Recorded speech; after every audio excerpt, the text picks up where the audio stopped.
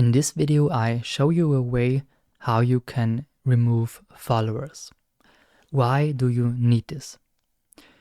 A few years ago, you couldn't remove followers, which was not good because there were some bot and spam attacks where people bought followers for accounts to decrease their engagement rate.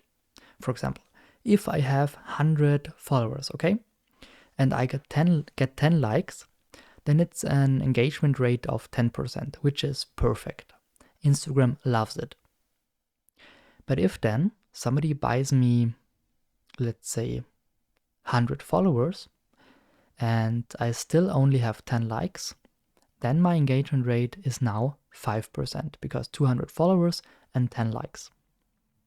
And people did that to decrease the engagement rate, which was very important back then, of their competitors.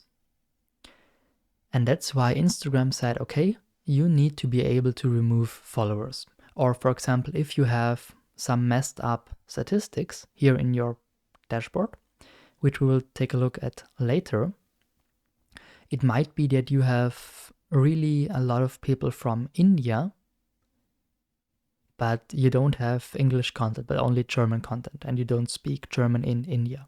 So then this makes no sense. This is probably spam or bots or whatever. Then you can delete these guys by just clicking on your followers, click, and here you see this remove button next to it. So I could click on finance lover, click on remove, and this guy gets no notification, so this person won't know about it, and I can simply remove him. I won't do this, of course, for my profile, because why should I? I don't have any spam or any fake bots, neither show my statistics that I have, so I won't do it. But if you have some bots and you know that you have some, then you can easily remove them. That's the trick here.